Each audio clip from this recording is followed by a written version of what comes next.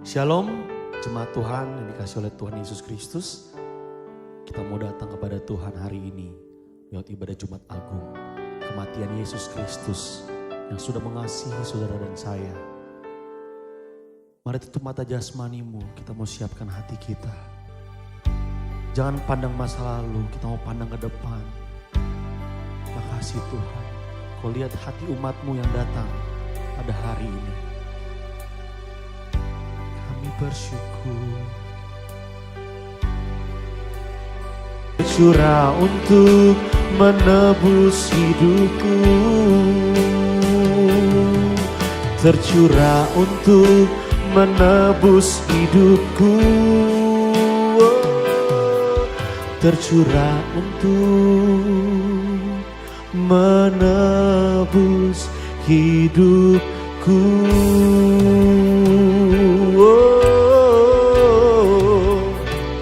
Kami bersyukur Tuhan buat kebaikan-Mu, buat pengorbanan-Mu dalam hidup kami. Haleluya, oh Yesus.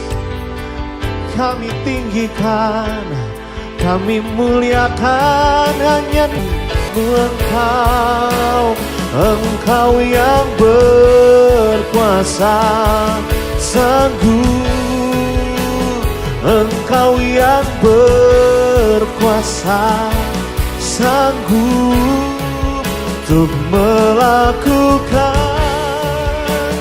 mujizat-Mu di hidupku.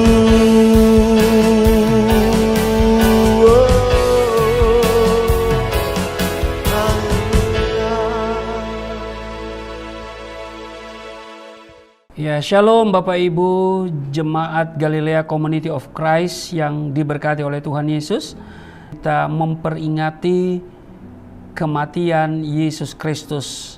Mari kita siapkan diri, kita membaca dan kita merenungkan firman Tuhan. Mari kita berdoa.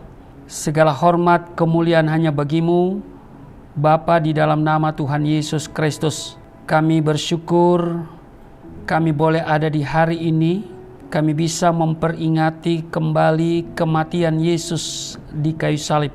Bukan hanya sekedar memperingati, tetapi juga kami ingin menghayati apa makna kematian Yesus di atas kayu salib.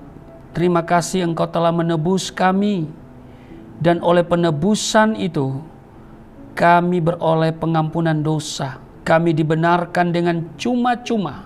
Kami ditebus dari cara hidup kami yang sia-sia. Bahkan kami bisa menerima berkat Abraham. Terima kasih untuk karya keselamatan yang Engkau kerjakan bagi kami semua. Saatnya kami akan baca dan mendengarkan serta merenungkan firman-Mu. Mengurapi kami semua, dan firman yang kami baca, kami dengar, ini akan menjadi rema dalam hidup kami. Terima kasih, urapi hamba-Mu di dalam nama Tuhan Yesus. Kami bukan saja menjadi pendengar yang setia, tapi kami melakukan di dalam kehidupan kami. Di dalam nama Tuhan Yesus, haleluya, amin. Kita membaca di dalam Yohanes pasal 19, mulai dari ayat 16. Yesus disalibkan, lalu kemudian disambung dengan Yesus mati. Kita baca sampai dengan ayatnya yang ke-30 dari ayat 16. Akhirnya Pilatus menyerahkan Yesus kepada mereka untuk disalibkan. Mereka menerima Yesus sambil memikul salibnya. Ia pergi keluar ke tempat yang bernama tempat tengkorak, dalam bahasa Ibrani Golgota, dan di situ ia disalibkan. Mereka dan bersama-sama dengan dia disalibkan juga dua orang lain, sebelah menyebelah, Yesus di tengah-tengah. Dan Pilatus menyuruh memasang juga tulisan di atas kayu salib itu, bunyinya, Yesus orang Nazaret, Raja orang Yahudi. Banyak orang Yahudi yang membaca tulisan itu, sebab tempat di mana Yesus disalibkan letaknya dekat kota, dan kata-kata itu tertulis dalam bahasa Ibrani, bahasa Latin, dan bahasa Yunani. Maka kata imam-imam kepala orang Yahudi kepada Pilatus, "Jangan engkau menulis raja orang Yahudi, tetapi bahwa ia mengatakan, 'Aku adalah raja orang Yahudi.' Jawab Pilatus, 'Apa yang kutulis tetap tertulis.' Sesudah prajurit-prajurit itu menyalibkan Yesus, mereka mengambil pakaiannya lalu membaginya menjadi 4 bagian, untuk tiap-tiap prajurit 1 bagian, dan jubahnya juga mereka ambil. Jubah itu tidak berjahit dari atas ke bawah, hanya 1 tenunan saja. Karena itu mereka berkata seorang kepada yang lain, 'Janganlah kita membaginya menjadi beberapa potong, tetapi baiklah kita membuang undi untuk menentukan siapa yang mendapatnya. Demikianlah hendaknya supaya genaplah yang ada tertulis dalam kitab suci. Mereka membagi-bagi pakaianku di antara mereka, dan mereka membuang undi atas jubahku.' Hal itu telah dilakukan prajurit-prajurit itu. Dan dekat salib Yesus berdiri ibunya dan saudara ibunya, Maria istri Klopas dan Maria Magdalena. Ketika Yesus melihat ibunya dan murid yang dikasihinya di sampingnya, berkatalah ia kepada ibunya, 'Ibu, inilah anakmu.' Kemudian katanya kepada muridnya, 'Inilah ibumu.' Dan sejak saat itu murid itu menerima dia di dalam rumahnya." Yesus mati, ayat 28. Sesudah itu, karena Yesus tahu bahwa segala sesuatu telah selesai, berkatalah ia, supaya genaplah yang ada tertulis dalam kitab suci, "Aku haus." Di situ ada suatu bekas penuh anggur asam. Maka mereka mencucukkan bunga bakung yang telah dicelupkan dalam anggur asam pada sebatang hisop, lalu menunjukkannya ke mulut Yesus. Sesudah Yesus meminum anggur asam itu, berkatalah ia, "Sudah selesai." Lalu ia menundukkan kepalanya dan menyerahkan nyawanya. Bapak Ibu, demikian pembacaan di dalam Yohanes 19 ayat 16 sampai dengan ayatnya yang ke-30.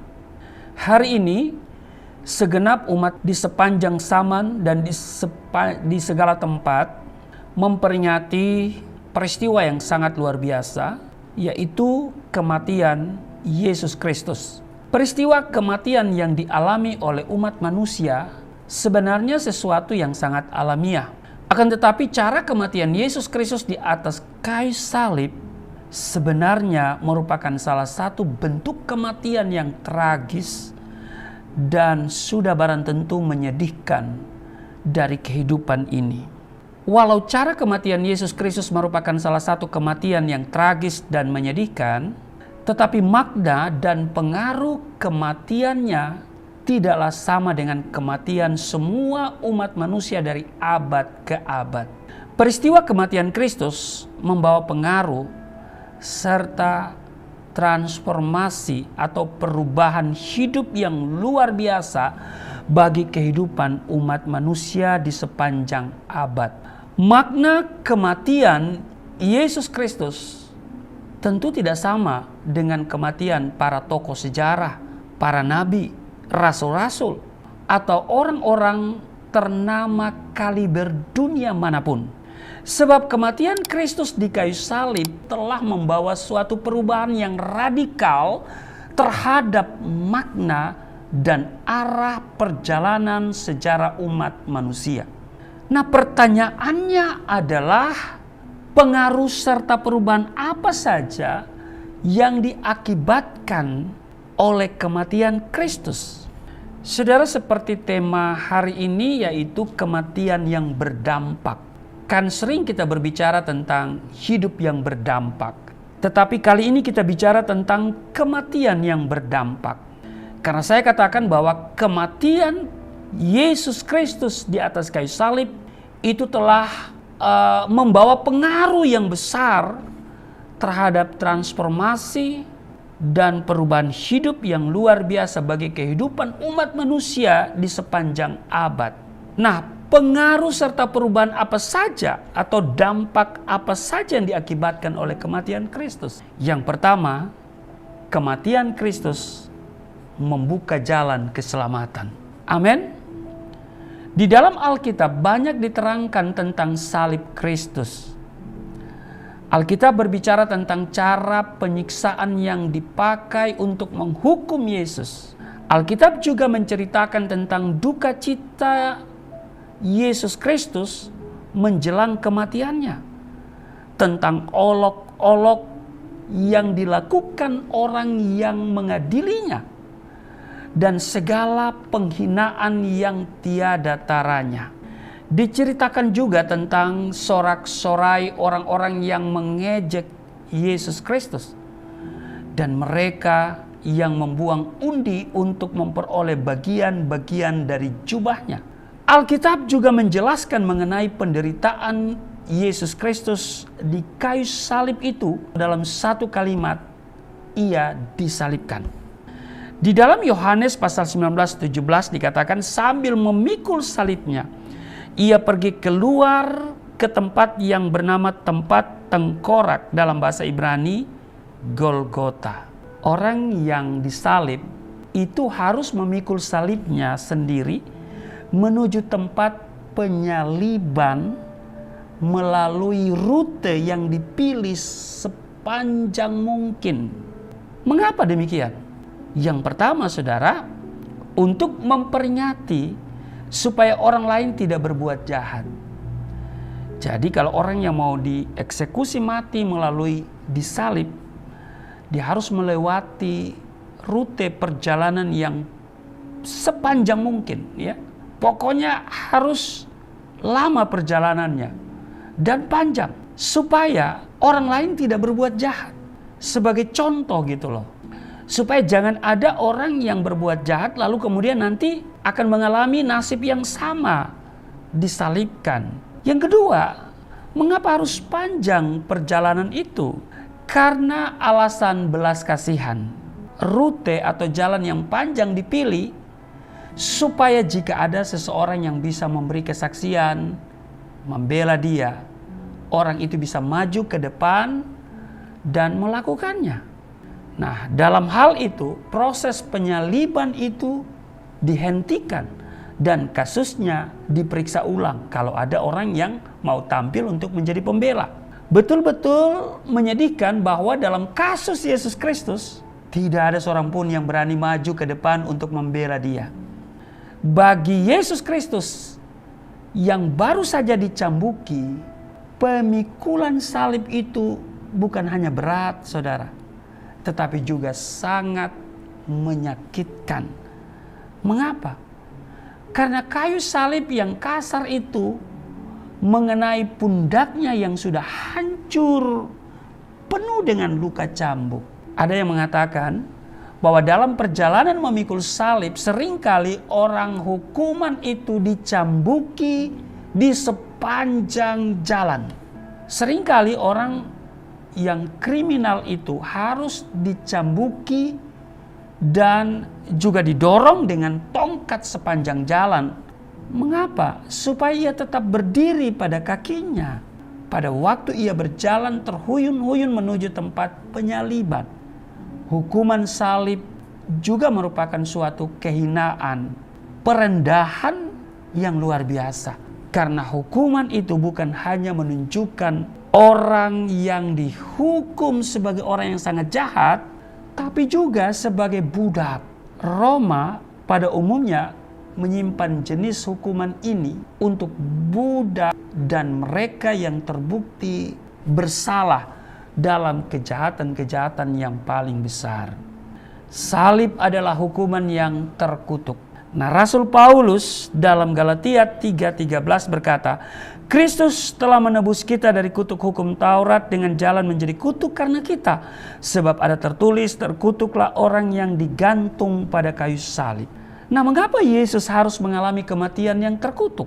Jawabannya Yang pertama, karena kita sebagai orang berdosa terkutuk di hadapan Allah. Galatia pasal 3 ayat 10, karena semua orang yang hidup dari pekerjaan hukum Taurat berada di bawah kutuk. Sebab ada tertulis, terkutuklah orang yang tidak setia melakukan segala sesuatu yang tertulis dalam kitab hukum Taurat. Yang kedua, karena Yesus mau menggantikan kita memikul kutuk tersebut. Itu sebabnya dikatakan bahwa Kristus telah menebus kita dari kutuk hukum Taurat dengan jalan menjadi kutuk karena kita. Sebab ada tertulis, terkutuklah orang yang digantung pada kayu salib. Jadi karena Yesus mau menggantikan saudara dan saya memikul kutuk yang harusnya ditimpakan kepada kita. Nah, pada waktu Kristus mati di kayu salib, Ia telah menebus saudara dan saya dari kutuk hukum Taurat. Pada saat itu, Dia yang tidak berdosa dan karenanya tidak layak menerima kutuk, telah menjadi kutuk karena kita. Karena itu, kematian Kristus tidak bisa terjadi dengan cara penggal atau dirajam dan sebagainya, tetapi harus melalui cara yang terkutuk, yaitu apa? Disalibkan. Saudara, kita harus mempertimbangkan pada satu sisi beban yang menakutkan dari murkanya terhadap dosa, dan di sisi lain kebaikannya yang tidak terhingga kepada kita. Tidak ada cara lain melalui mana kesalahan kita bisa disingkirkan daripada dengan cara anak Allah menjadi kutuk untuk saudara dan saya. Karena Kristus telah menebus kita dari kutuk hukum Taurat, maka sekarang saudara dan saya bisa diselamatkan dengan sangat mudah, yaitu hanya dengan beriman, percaya kepada Yesus Kristus. Dengan percaya kepada Yesus Kristus, kita pindah dari keadaan terkutuk menjadi keadaan diberkati. Amin. Sudah bisa lihat di Galatia pasal 3 ayat 9 dan ayat 14. Nah, Kristus telah mengalami kutuk itu supaya semua yang lari kepada Dia bisa dibebaskan dari kutuk itu, dan supaya semua keadaan mereka bisa diberkati. Dan salib yang harusnya menjadi salib kita semua diubah menjadi berkat. Amin. Dengan demikian jelas bahwa semua ini dikontrol oleh Allah, sehingga terlaksanalah semua rencana Allah yang memang sudah menetapkan Kristus sebagai penggenapan dari kurban penghapusan dosa. Amin.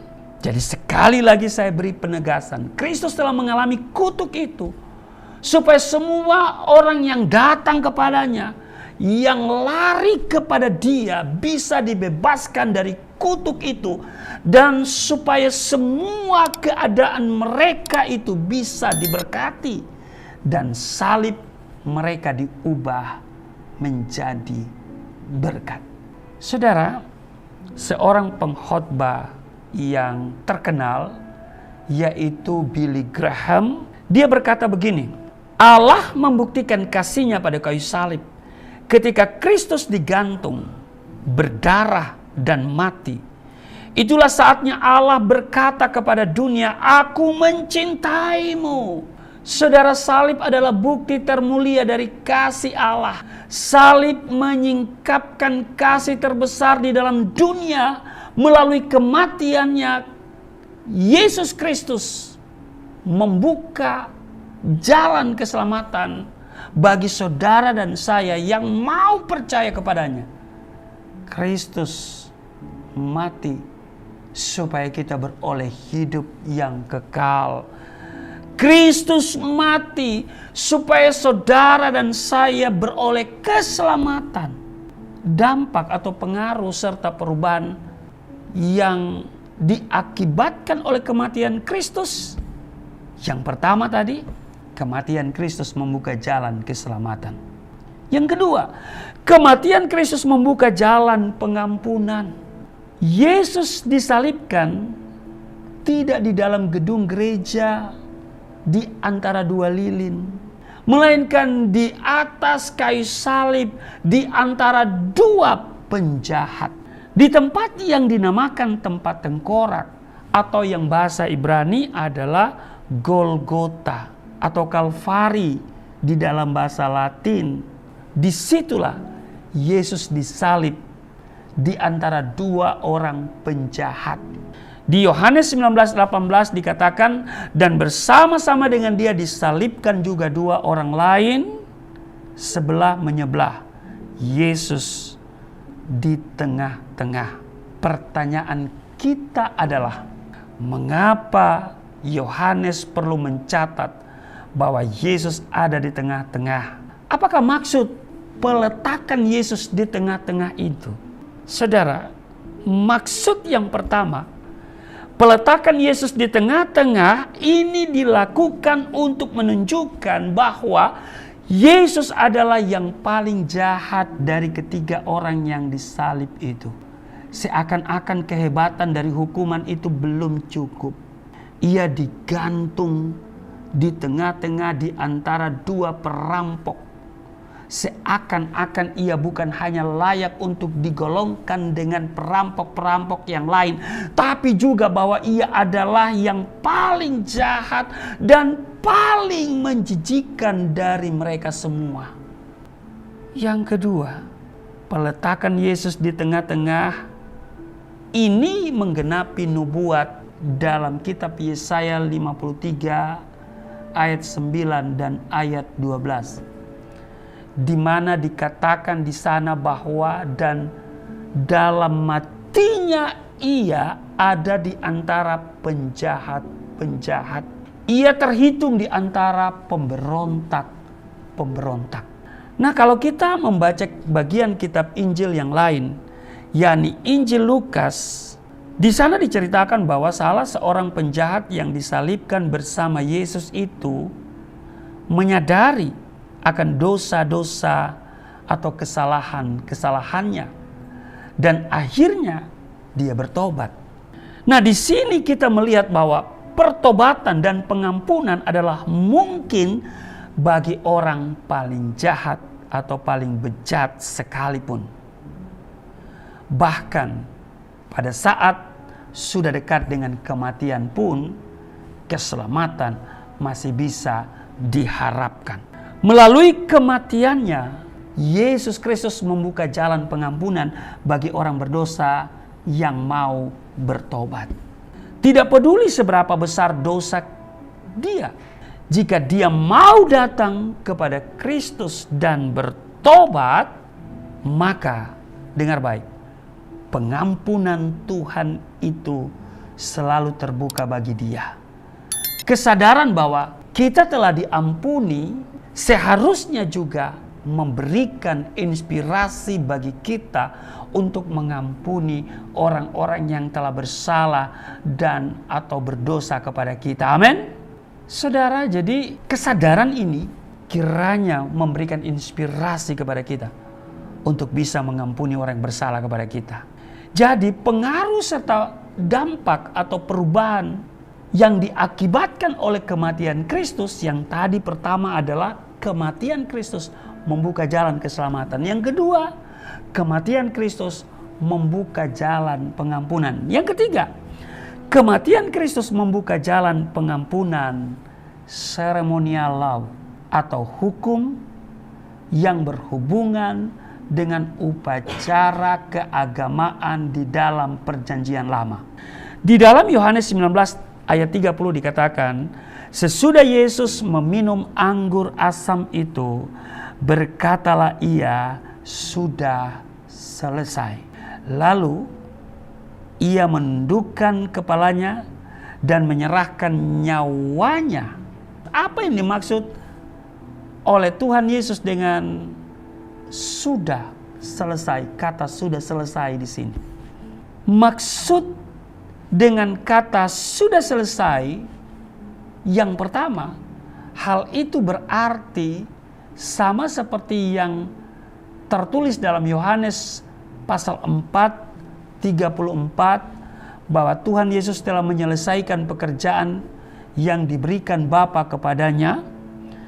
Dikatakan di Yohanes pasal 3 ayat 34, kata Yesus kepada mereka, makananku ialah melakukan kehendak Dia yang mengutus aku dan menyelesaikan pekerjaannya.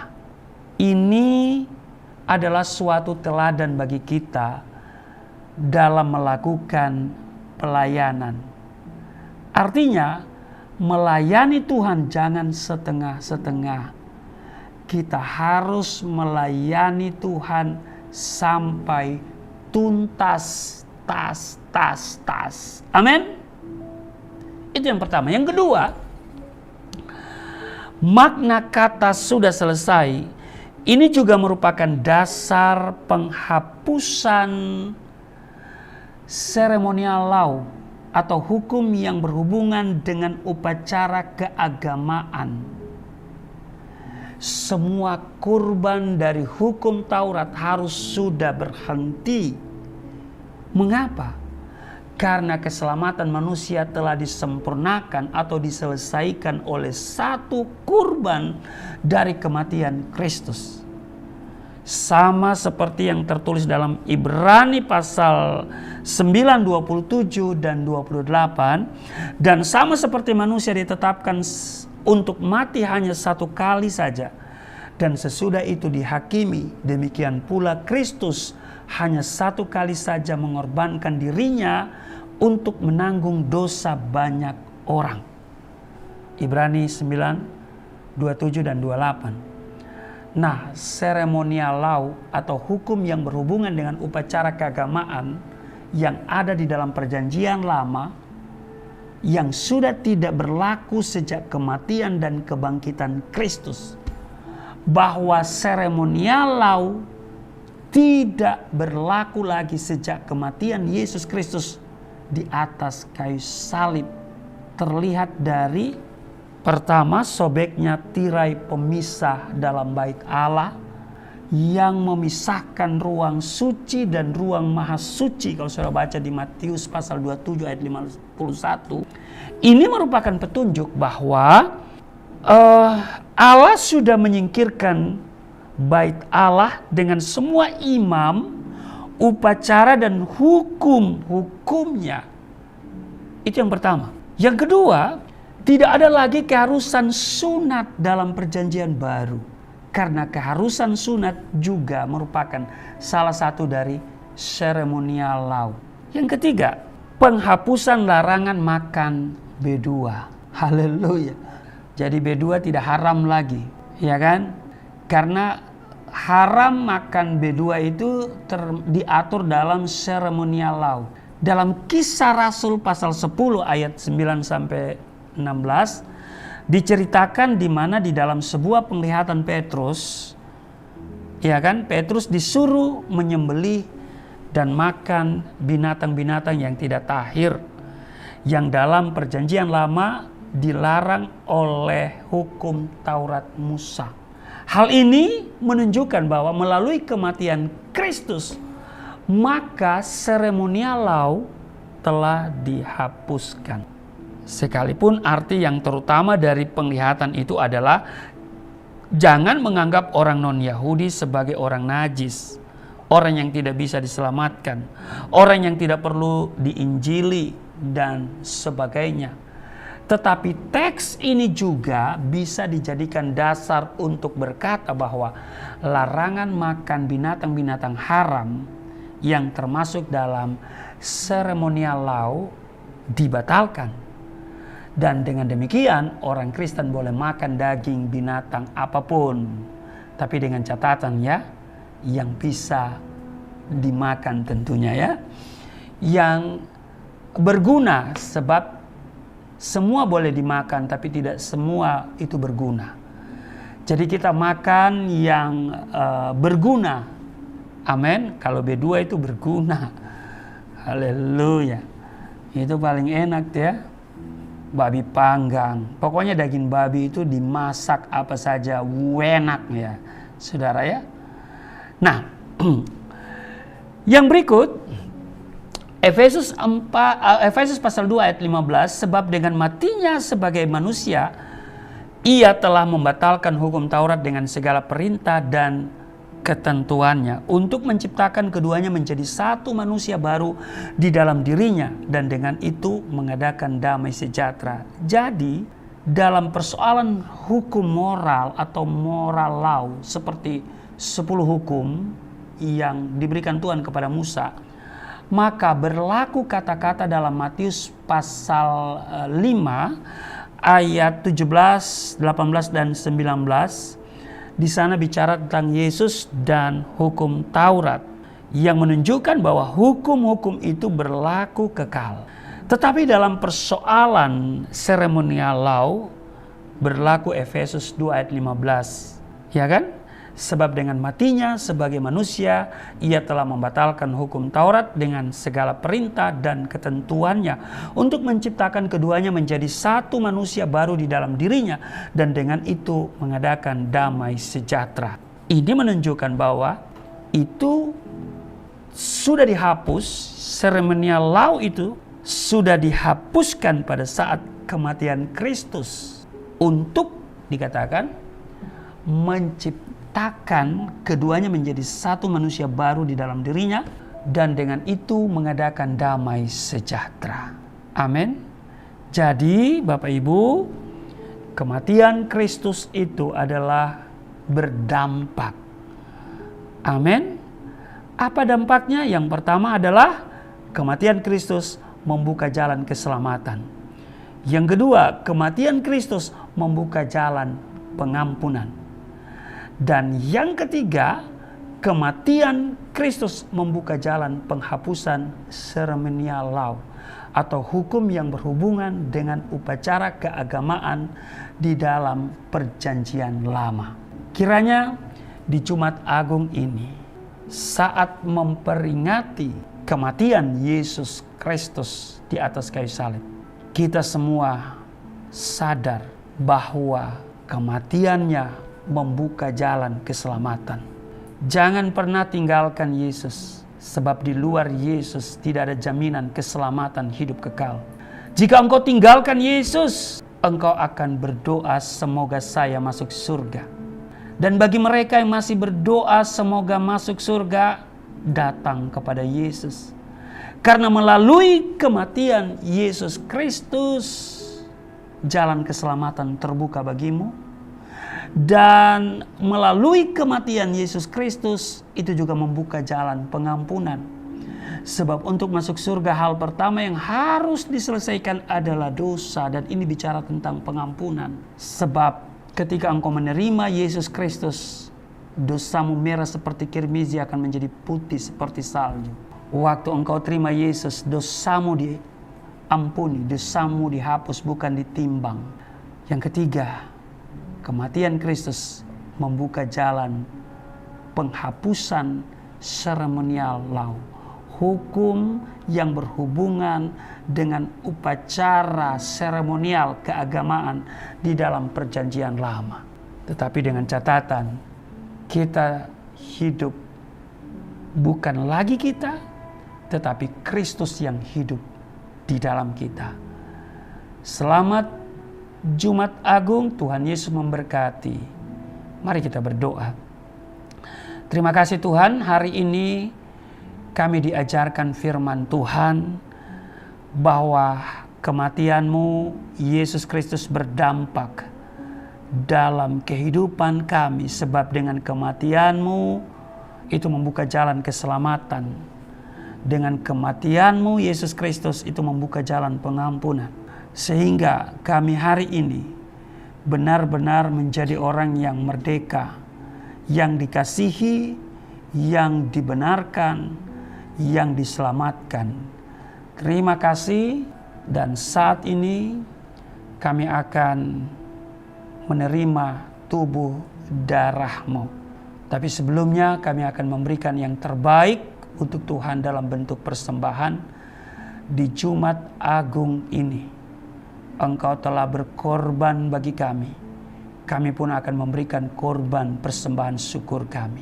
Terpujilah Engkau, setiap pemberian jemaat-Mu Engkau lihat, Engkau yang akan mengembalikan 30, 60, bahkan 100 kali ganda. Di dalam nama Tuhan Yesus, saat memberi kami siapkan diri untuk seperjamuan dengan tubuh darah-Mu. Di dalam nama Tuhan Yesus, haleluya, amin. Puji Tuhan Bapak Ibu, kita sudah dengar firman Tuhan yang menguatkan kita, membangkitkan iman kita. Siapkan hati kita, kita akan menerima tubuh dan darah Kristus. Untuk itu sebelum kita menerima tubuh dan darah Kristus, kita memberikan korban persembahan untuk pekerjaan Tuhan tempat ini. Di monitor Bapak Ibu sudah ada nomor rekening, bisa mentransfernya atau QR Code. Kiranya Tuhan Yesus memberkati setiap persembahan. Kita angkat pujian ini, hanya oleh anugerah aku diselamatkan, hanya oleh anugerah aku dibebaskan.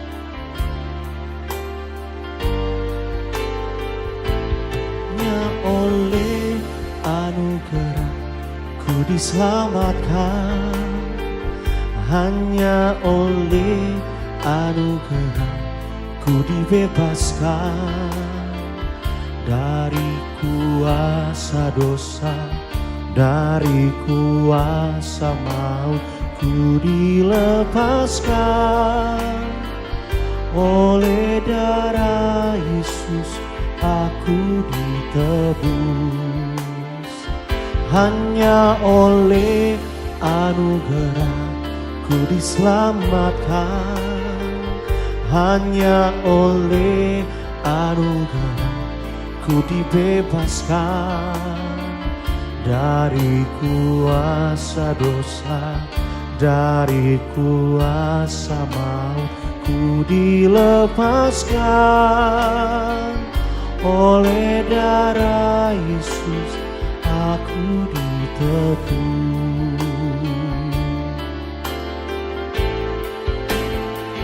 Yesus Kristus telah datang sebagai juru selamat. Yesus Kristus telah mati tebus dosa manusia. Yesus Kristus telah bangkit, Dia naik ke surga. Sediakan tempat bagi orang percaya. Yesus Kristus telah datang sebagai juru selamat. Yesus Kristus telah mati tebus dosa manusia. Yesus Kristus telah bangkit, Dia naik ke surga. Sediakan tempat bagi orang percaya. Pujian ini menyatakan kasih Tuhan, hanya oleh anugerah ku diselamatkan, hanya oleh anugerah ku dibebaskan dari kuasa dosa, dari kuasa maut ku dilepaskan. Oleh darah Yesus aku ditebus. Sekali lagi, hanya oleh anugerah ku diselamatkan, hanya oleh anugerah ku dibebaskan dari kuasa dosa, dari kuasa maut ku dilepaskan. Oleh darah Yesus aku ditebus.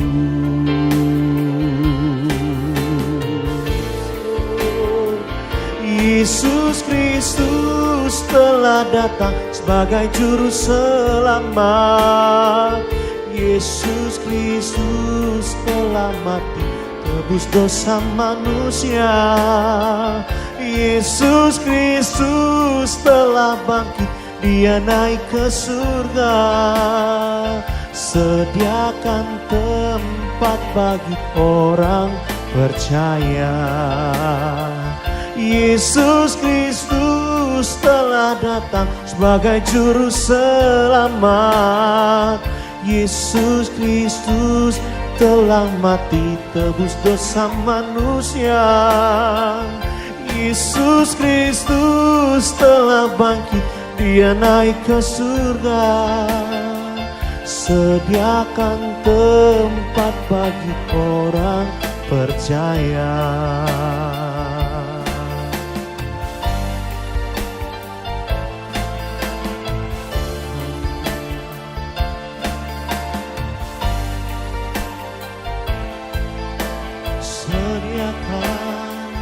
Sediakan tempat bagi orang, sekali lagi. Sediakan tempat bagi orang percaya.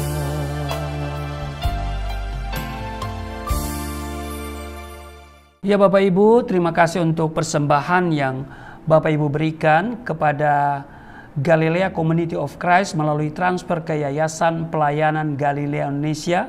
Itu rekening gereja kami, dan setiap persembahan yang saudara beri dengan sukacita, Tuhan akan membalas 30, 60, 100 kali ganda. Terima kasih sekali lagi, dan kami tim pelayanan Galilea Community of Christ berdoa apa yang saudara tabur tidak menjadi sia-sia, dan itu akan memperbesar keuntungan bagi saudara yang memberi. Saudara tidak akan kekurangan, dan yang paling penting saudara tidak akan pernah sakit-sakitan. Amin. Mari kita siapkan diri untuk seperjamuan dengan tubuh darah Kristus. Kita akan melihat dulu dasar perjamuan kudus kita di 1 Korintus pasal 11 sambil Bapak Ibu mempersiapkan hosti dan anggur. Di 1 Korintus pasal 11, 23, sebab apa yang telah kuteruskan kepadamu, telah aku terima dari Tuhan, yaitu bahwa Tuhan Yesus pada malam waktu Ia diserahkan mengambil roti. Dan sesudah itu Ia mengucap syukur atasnya, Ia memecah-mecahkannya dan berkata, inilah tubuhku yang diserahkan bagi kamu, perbuatlah ini menjadi peringatan akan aku. Mari saudara, kita ambil hosti, saudara berdiri, kita angkat, kita katakan bersama-sama. Di dalam nama Yesus Kristus, inilah roti yang turun dari surga, inilah tubuh Yesus Kristus yang tergantung di atas kayu salib, yang memberikan keselamatan hidup kekal dalam kerajaan surga, yang menyempurnakan tubuhku agar sehat sempurna, menyempurnakan jiwa rohku supaya dibangkitkan pada akhir zaman. Inilah tubuh Yesus Kristus yang tergantung di atas kayu salib, tertikam, tertombak, agar kami semua disembuhkan dari segala penyakit kami, dan kami semua menerima janji-janji Tuhan. Sebab di atas kayu salib tubuh Yesus ditikam, ditombak, dihancurkan. Sesungguhnya Engkau sedang menanggung semua penyakit kami. Dan kalau Engkau sudah mengampuni dan menanggung semua penyakit kami, artinya tidak boleh ada satupun penyakit di dalam tubuh kami. Sebab oleh bilur-bilur-Mu semua penyakit kami sudah disembuhkan. Di dalam nama Yesus Kristus, inilah roti yang turun dari surga, inilah tubuh Yesus Kristus. Mari kita makan.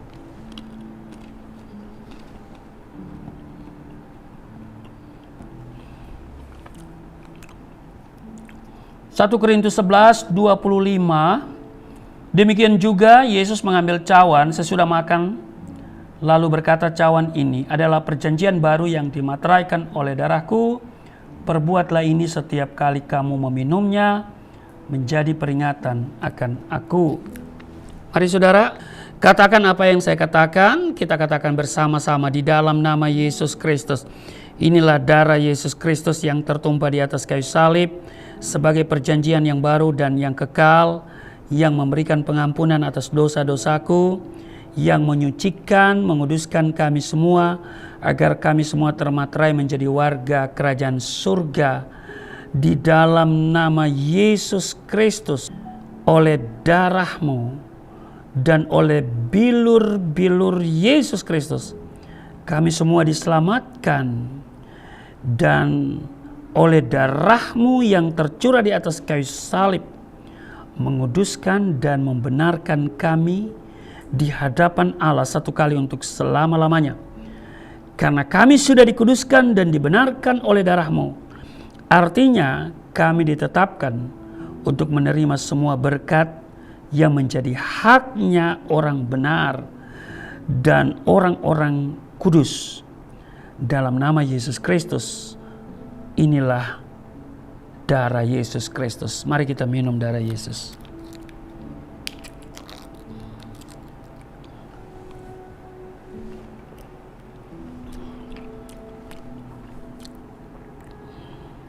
Bapak Ibu, mari kita bersyukur untuk tubuh darah Kristus. Terima kasih Tuhan, di Jumat Agung ini bukan sekedar memperingati, tapi kemudian kami menghayatinya. Engkau telah menebus kami melalui kematian-Mu di atas kayu salib. Dan oleh kematian Yesus Kristus itu begitu berdampak dalam kehidupan kami. Dan oleh karena itu, maka jalan keselamatan terbuka bagi setiap kami. Terima kasih, dengan kematian-Mu itu membuka kesempatan bagi setiap orang yang merindukan keselamatan, sehingga kami menerima pengampunan dosa. Bukan hanya diampuni dosa kami, tapi juga status kami di-upgrade. Bukan lagi menjadi orang berdosa, tetapi menjadi orang-orang benar.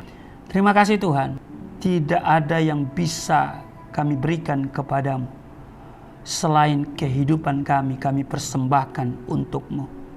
Dengan menerima tubuh darah-Mu, kami di dalam Tuhan, Tuhan tinggal di dalam kami. Tuhan bertanggung jawab untuk seluruh kehidupan kami. Kami berkomitmen untuk melakukan kehendak-Mu. Terpujilah Engkau, berkati seluruh mereka yang mengikuti ibadah bersama hamba saat ini. Tuhan kenal setiap mereka, Tuhan jamah mereka dari ujung kepala sampai ujung kaki di dalam nama Yesus. Tuhan pilih keberadaan mereka, doa-doa mereka Tuhan jawab, pergumulan mereka Tuhan angkat di dalam nama Yesus. Ada kemenangan bagi setiap mereka. Terima kasih Tuhan. Hamba doa bagi mereka yang bersama dalam ibadah Jumat Agung ini. Mereka sudah memuji dan memuliakan Engkau, mendengarkan firman Tuhan, bahkan mereka telah memberikan persembahan sebagai ungkapan syukur mereka. Tuhan, tiliklah persembahan mereka. Tuhan, kembalikan 30, 60, 100 kali ganda. Mereka tidak kekurangan, tidak miskin, tidak sakit-sakitan di dalam nama Yesus. Dan mereka yang memberi dengan sukacita sesungguhnya memperbesar keuntungan mereka di dalam nama Yesus. Terima kasih Tuhan. Kami serahkan hidup kami. Engkau yang sudah mengajarkan kami berdoa bersama-sama. Bapa kami yang di surga, dikuduskanlah nama-Mu, datanglah kerajaan-Mu, jadilah kehendak-Mu di bumi seperti di surga. Berilah kami pada hari ini makanan kami yang secukupnya, ampuni akan kesalahan kami, sebagaimana kami sudah mengampuni orang bersalah pada kami. Jangan bawa kami ke dalam pencobaan, tapi lepaskanlah kami daripada yang jahat, sebab Engkau yang empunya kerajaan, kuasa dan kemuliaan sampai selama-lamanya. Amin. Bapak Ibu, tetap berdiri dan terimalah berkat Tuhan. Segala berkat yang dari surga mengalir dalam hidupmu.